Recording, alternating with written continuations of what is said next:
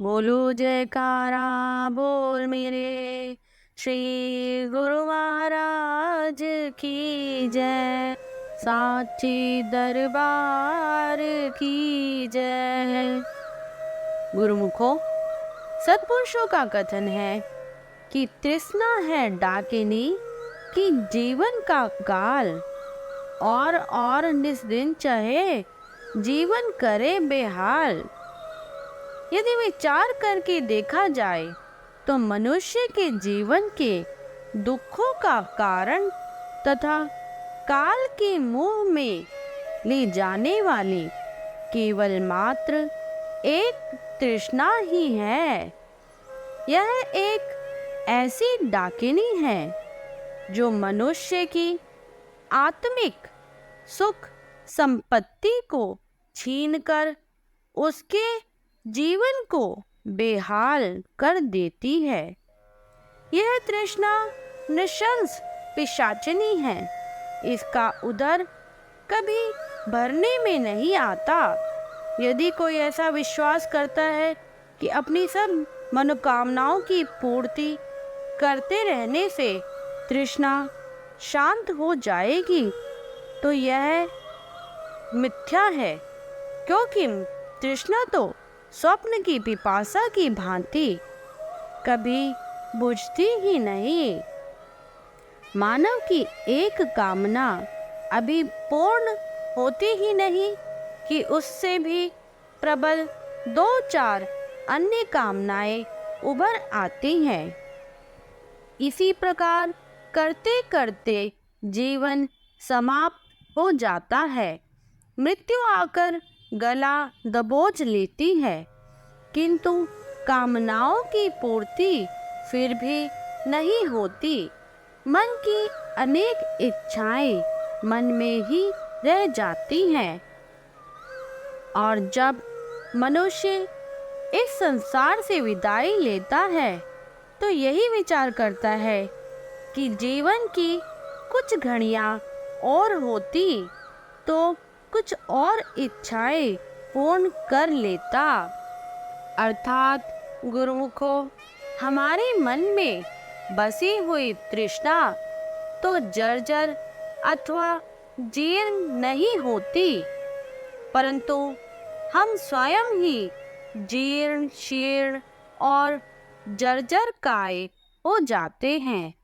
कितना आश्चर्य है कि इधर हम वृद्धावस्था को भी प्राप्त होते जा रहे हैं, परंतु उधर तृष्णा है कि दिनों दिन यौवना हुई जा रही है। अर्थात मनुष्य की इच्छाएं दिन प्रतिदिन बढ़ती ही जा रही है। गुरुमुखो, संत सुंदरदास जी का कथन है कि यह तृष्णा तो डायन के समान है। इसने तीनों लोकों को खा लिया और सातों समुद्रों का पानी भी पी लिया, किंतु इतने से भी इसका उदर नहीं भर पाया। मैंने इसे डायन इसी कारण कहा है कि संसार का भक्षण करते करते इसे कितना ही समय व्यतीत हो गया, किंतु इसकी तृप्ति अभी तक नहीं हो सकी। अब भी यह ज्यों की त्यों भूखी है। प्रभु के भजन और भक्ति से भूला हुआ प्राणी निरंतर तृष्णाग्नि में जलता भूनता और पीड़ित होता रहता है। गुरुमुखो, यह जीवन मालिक की बंदगी किए बिना मेरी मेरी करते व्यतीत होता जा रहा है। जीव व्यर्थ ही मोह ममता में फंसा हुआ है। बाल्यावस्था के दिवस नादानी में बीत गए।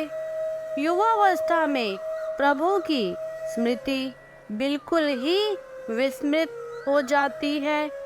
तथा हृदय में कोई ग्लानि भी नहीं होती कि मैं अपना जन्म व्यर्थ गवा रहा हूँ।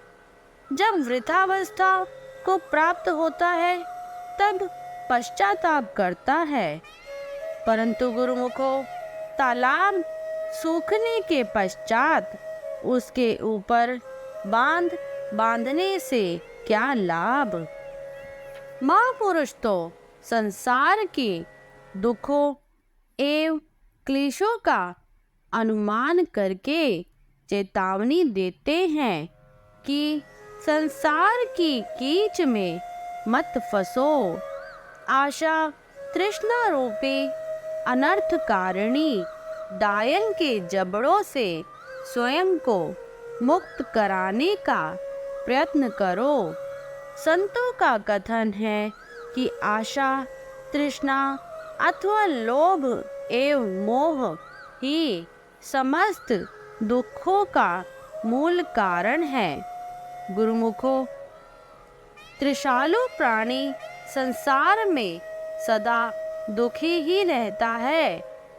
उसके पास चाहे कितनी ही संपदा क्यों ना हो, लोभ वृत्ति से आटोयाम उसे दरिद्र दीन बनाए रखती हैं, संसार में फंसाए रखती हैं।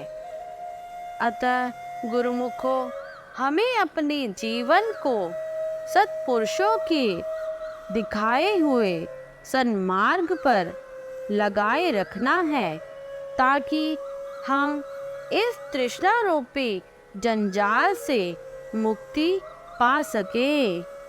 बोलो जयकारा बोल मेरे श्री गुरु महाराज की जय, साचे दरबार की जय।